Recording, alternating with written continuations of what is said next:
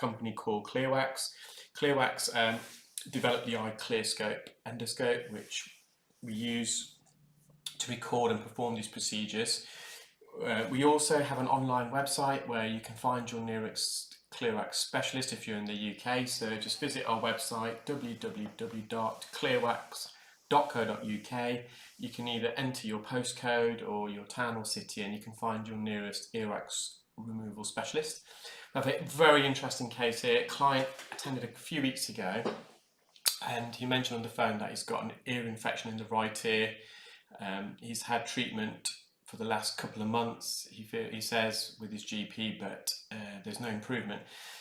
So just looking in the right ear, you can just see all this discharge, how damp and wet it is, and that's making the screen a bit blurry. So I'm just initially just trying to vacuum all this discharge, what we call otter ear, from the ear canal. And once I've removed the bulk of this otter ear that's in front of you, and it's also a lot of dead keratin, a lot of dead skin, you're able to visualize the eardrum. And this patient, as per the title of the video, requires urgent referral to ENT. In reality, this infection's been in his ear for a lot longer than 2 months, and it's caused severe erosion of his ear canal, which we'll talk about a bit later. But at this stage, I wasn't aware of the erosions. All I'm looking is straight ahead at his ear canal, towards his eardrum. So at the moment, yes, the ears doesn't look natural. It's infected, a lot of discharge, a lot of dead keratin, but I wasn't aware at all of all the other problems this patient had until I started removing layers and layers of this dead keratin from the gentleman's ear. So we're just now approaching the eardrum. Just going to be very careful. The patient was in a lot of pain prior to attending. Obviously, as I said, he's had this infection for a couple of months now. He's had it treated for a couple of months, and he's known about it for a couple of months, but I'm not so sure. I think the severity of this ear infection would tend to lead me to suggest that he's probably just, after questioning him later, he kind of said, well, it could have been more than 2 months. I think this has probably been the best part of a year. That's how severe it is. In the early stages, the patient may not have been aware. Sometimes that happens. People can have ear infections, they're just blissfully unaware. They've got no earache, no active discharge coming out of the ears. So again, just trying to vacuum some of this dead keratin. There's no other instrument we can use. Forceps would not grip onto this, it's too wet. Jobson horn and ear hooks will just, you'll be grazing the ear canal. So the only means of removing this, believe you me, is suction. So again, just at this stage, all I'm trying to do is just get his eardrum visible. That's my main priority, so he can hear. And everything else afterwards, it's almost like a bonus, so we work around it afterwards. But I just want to make sure he can hear. That's the main reason why he's come today. And you can see just how wet and damp it is. Still not got a very clear view of his eardrum. I know his eardrum's just about there, but the landmarks are not clearly visible at the moment. So just treading carefully, because we don't want to be touching any other structures, or that could be a swelling as far as I know at the moment. We just can't, the view's not great because of his infection, but I think that's his eardrum, just in that little tunnel at the end of the tunnel. Because it's got a lot of keratin, sometimes if you just peel it from laterally from near the entrance, you get like a whole peel all the way towards the eardrum. But this keratin is quite thick, so you're almost having to put a lot of pressure when you're lifting it off the canal wall, and then it shreds into little pieces. So it wasn't one of those skin peels where you can literally peel the whole ear canal in one go. It was just suctioning parts and bits and bobs of dead keratin a bit at a time. So this is now where it's become apparent that the patient has got a few bony erosions. So I'm right at the base of his ear canal. His eardrum is actually up and obviously in the distance, but at the angle of this endoscope is actually almost going down towards the ground, and when I'm lifting the endoscope up, So I've had to lift the endoscope horizontally to see the eardrum right in the distance, but you can see the bony erosion at the base, and the endoscope was literally tilted towards the ground, towards the floor to be able to view it. So it's becoming more and more apparent now that this patient's got some underlying problems other than, well, some more serious problems, should I say, than just this infection. So I can just about see the eardrum there. His ear canal is really inflamed, really swollen. Again, just have to be very careful because he attended with earache. So I'm just using a fine end gauge, and you can just see the erosion where I am now with the suction probe. Just below that, there's a big cave there, and you'll see that during the video. But it's almost like the base of his ear canal is missing. It's a massive erosion. So he's got 3 huge erosions. He's got one at the base of the ear canal. You can just see the lining of the canal wall where the ear canal, where the bits that are missing of the ear canal, and where the ear canal almost reconnects. You can see that mark just there. And he's also got 2 very severe erosions to the back of his ear canal, posteriorly. So I've just got the fine end. I've just made a bend so I can get access in the anterior recess to get some of this discharge and dead skin off his eardrum. I managed to do that. So at this stage, the patient's symptoms were alleviated. He could hear, so I can just about see the eardrum there. Obviously, there's a lot of dead keratin. He's had this infection for a long time. That will now have to naturally shed. I can see the hammer bone, the handle of malleus. And again, just trying to mop up a bit of discharging keratin from his anterior recess, and to get access we've had to bend this fine end gauge suction probe to even get access to that part of his ear.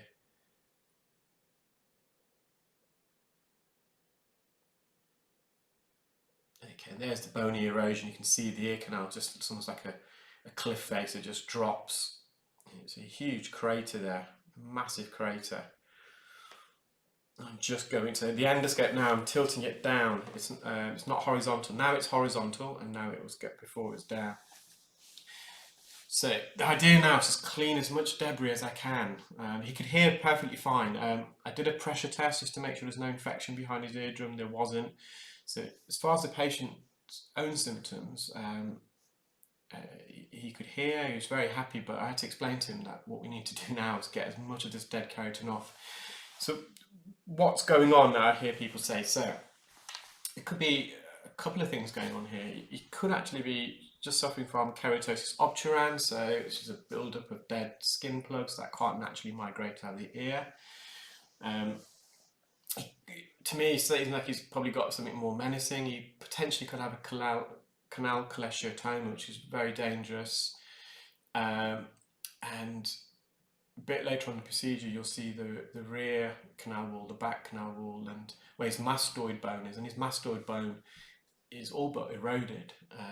I even asked the patient during the procedure, "Are you sure you've never had a mastoidectomy, any previous ear surgery?" And he's adamant he's never had any surgery to his ear, because his ear canal, to me, especially to the rear, looked like a mastoidectomy had been performed. So you could have mastoiditis, canal cholesteatoma, and also keratosis obturans.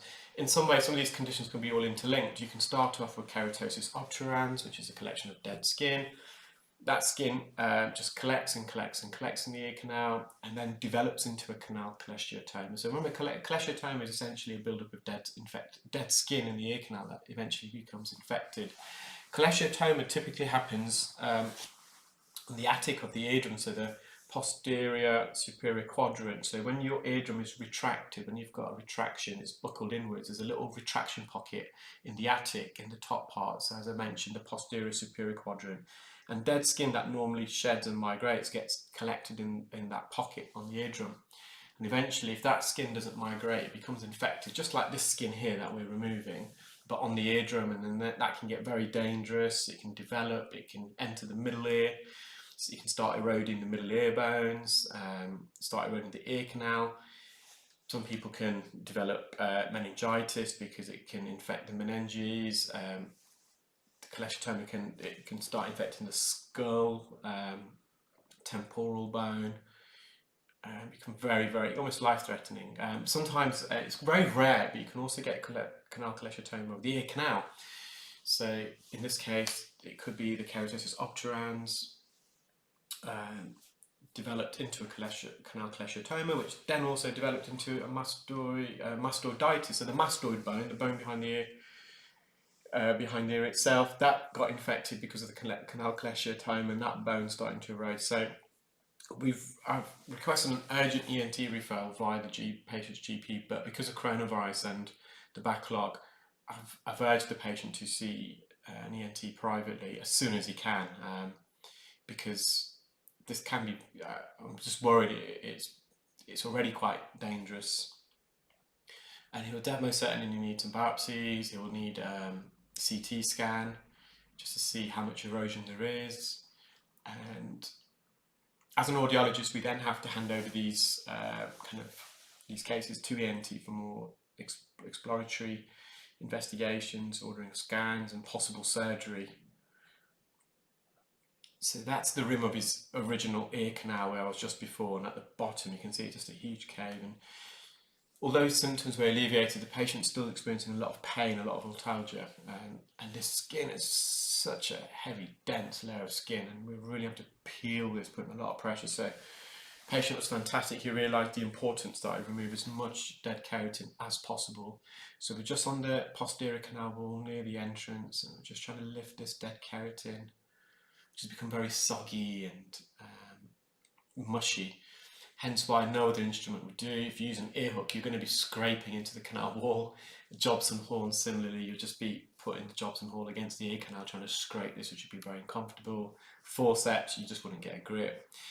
Someone left a comment yesterday. I had a video where I was doing a skin peel. It was quite a complex skin peel. I forgot which video number it was. In fact, let me just find the video number. So some of you may be wanting to watch this yourselves. It was just a ridiculous comment. Why didn't you use a forceps to remove this very thin sheet of dead keratin off the eardrum? Let me just find the video number. Sorry, whilst I'm narrating, I'm just on my phone, on my YouTube app, just trying to look for this video. 559, most challenging eardrum skin peel. It was a 20-minute procedure.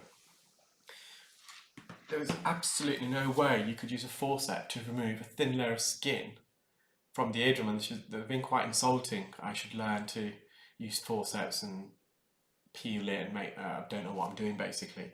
So with forceps, you need to get a grip. So you're pulling something out of the ear. At the tip of the forceps, so imagine a pair of scissors or tweezers, the tip of it is sharp.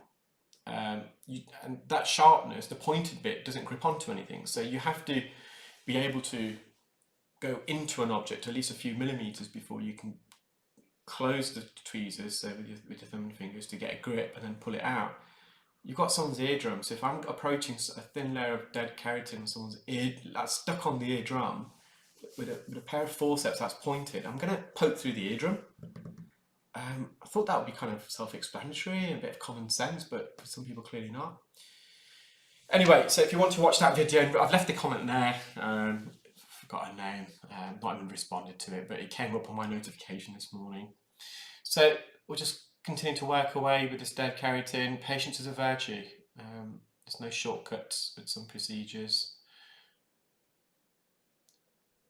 Okay, I'm just trying to remove as much dead keratin as I can, because whilst this keratin's in the ear, this keratin is infected. It's going to die, it's going to get infected, and it's going to cause more erosion. So it's just not possible we can get every single bit of keratin out today. It would be there for several hours. But just trying to remove as much as I can, and as safely as I can. So I'm just focusing on the anterior canal wall. I'm going to go back to the base of the ear canal and the posterior canal wall a bit later. And near the end of the video, you'll see the 2 additional craters, erosions that we found.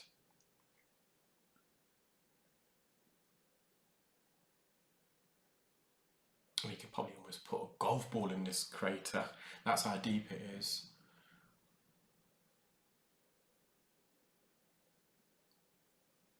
So, if you remember my videos, the deeper we go into the ear canal, the more sensitive it becomes. So there is a bit of dead keratin coating the back of his ear canal right near the eardrum. We're just going to leave that because that would be very uncomfortable for him. That's more of a fresher layer of keratin, so it's not infected per se. Here it's peeling a bit nicely on the anterior wall, so just as we're there, we'll just get as much out as we can, just using a fine end gauge. And I didn't want to put any drops in there. I didn't want to put any sodium bicarbonate because of these erosions. I don't know what's beyond these erosions. Any drops could penetrate. I know the patient's already been using drops because that's what we've been prescribed from the GP, but I didn't want to add any more because it could have some adverse effects because of the erosions. So just near the roof of his ear canal, on the anterior canal walls at the front, just again peeling gently.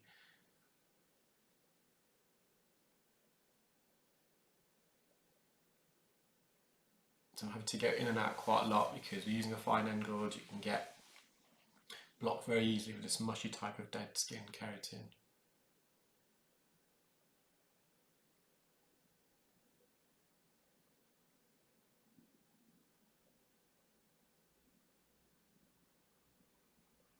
Just approaching the eardrum, so again we can be very careful. And we want to avoid contact with that bony part of the ear canal. You can see the ear canal there, it's very sensitive. You need a steady hand to avoid contact.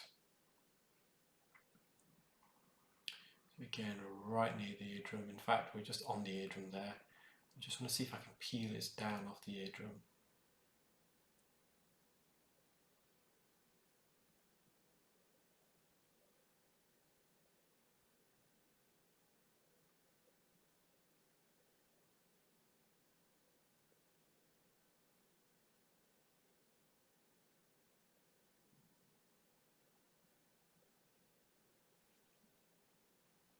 Just a bit of dedicated right in the anterior recess. I'm not sure if I managed to get there. I'm watching these videos. Some of these videos are a month old, so I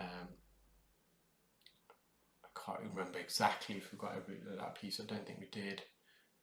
Obviously, there's a big swelling and narrowing of that part of the infection. Was within the anterior recess.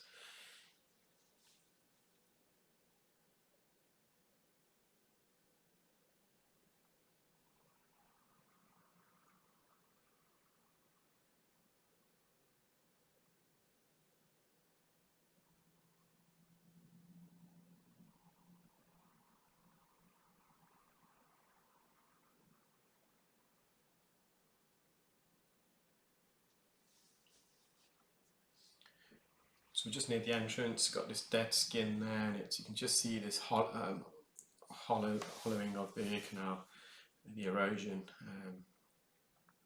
That's very, very deep into this tympanic plate, the base of the ear canal.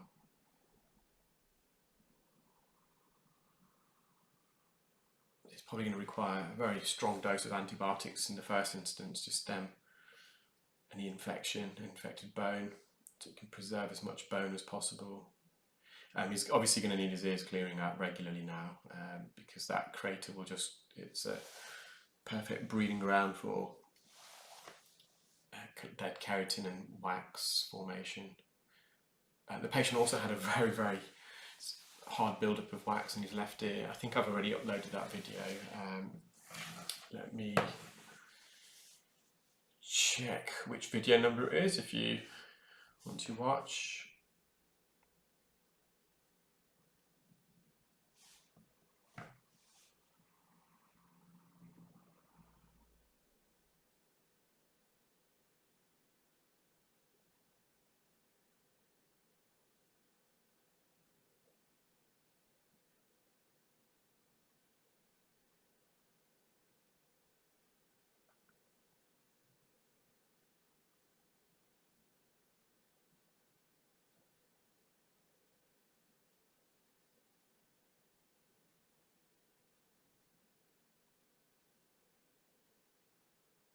I think that video is number 592.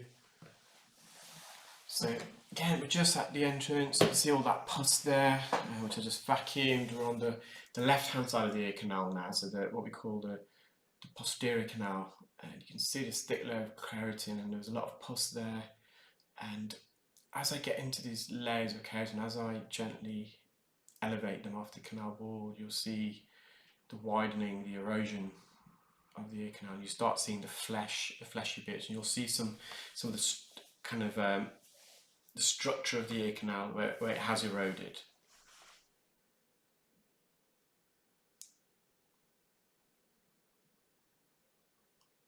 You can see just there, just on the bottom left of the screen, very big buildup of keratin, and this is why an endoscope is so amazing, because just the view, you wouldn't, if you were using an otoscope, for example, or even head loops, any other device, because you need to use a speculum. So a speculum is like a little funnel that specialists put in the ear, and this funnel is probably about 1 centimetre in depth, and it narrows.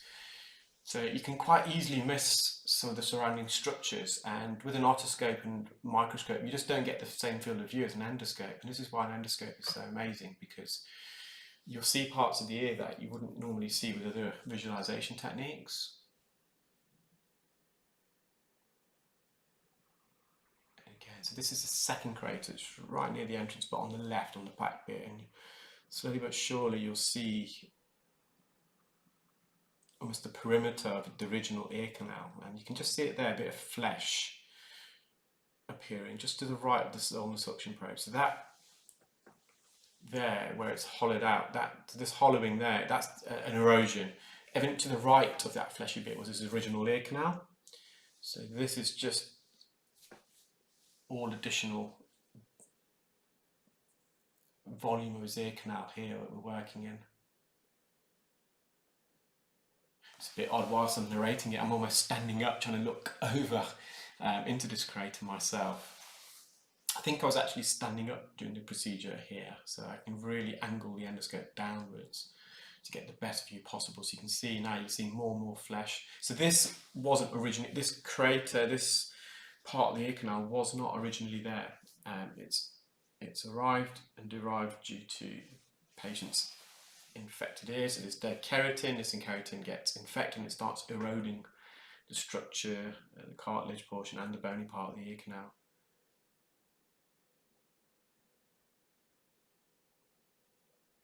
And imagine going in there with an ear hook and digging it out. You don't really want to do that if you can avoid it, because you just don't know how deep this erosion is. You'll be scratching the base of the ear canal, the side of the ear canal.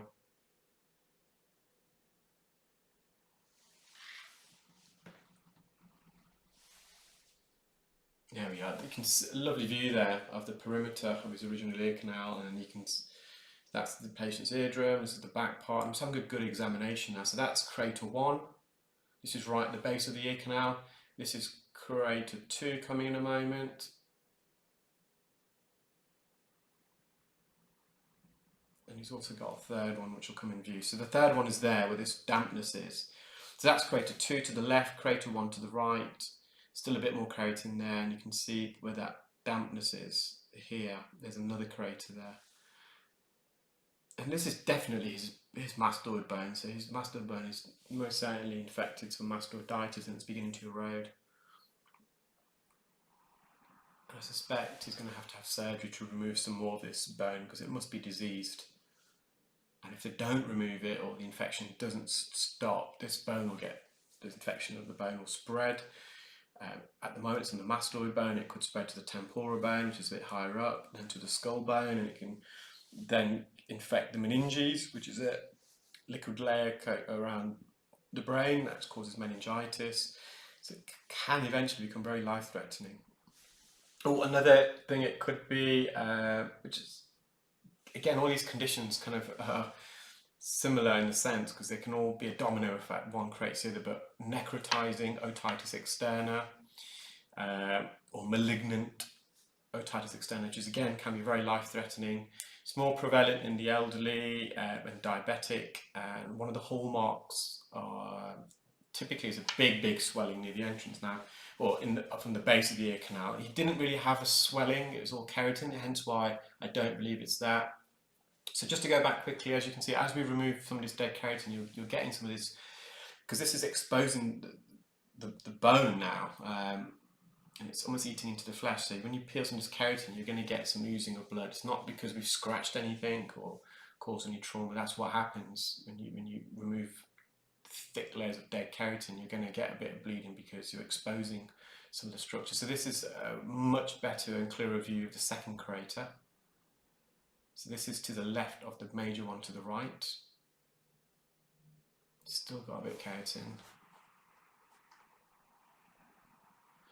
Yeah, so necrotizing otitis externa, one of the hallmarks is severe pain at night, and very prevalent with people with diabetes, but I don't think it's that. I think it's a canal cholesteatoma as a result of keratosis obturans, which is now also caused mastoiditis. So it's got three things going on: keratosis obturans, canal cholesteatoma causing all the erosion, and it's also now spread to not only the canal but the mastoid bone, which is mastoiditis.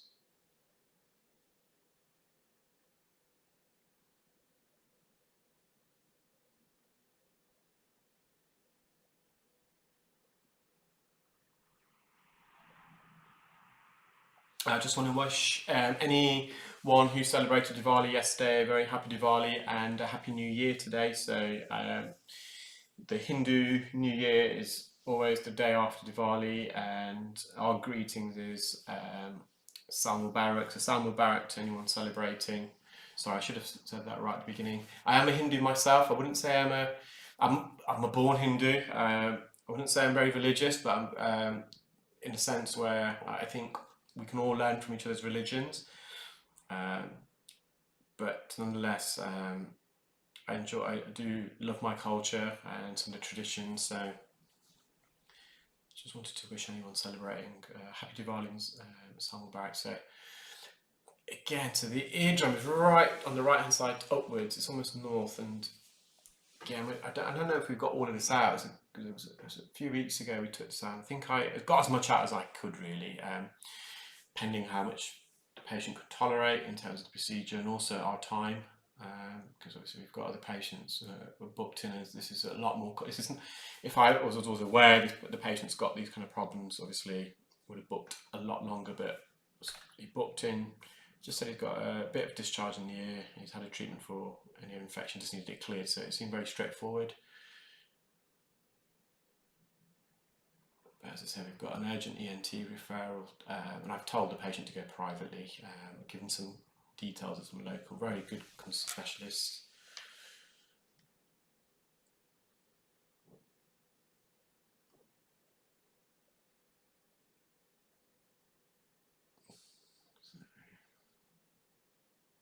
So that's the eardrum, that's the first crater, that's the second crater, and the third one is just beyond that bit of keratin on the left. So I hope you enjoyed that video, guys. It's a very complex one, not something that I was expecting, but it was a good one nonetheless. As I said, the patient he came back for his left ear because he didn't have any problems on the day, but I said we need to remove that. So he did come back and remove that wax, and I did look in his right ear. It was just a few days later he came back, and some of that keratin had softened because the blockage or whatever that was there was obviously no longer there, so that keratin had softened a bit and I'd removed a bit more, and he advised me that he's already booked an appointment with ENT, so no doubt I'll get a letter from ENT to update me on the patient.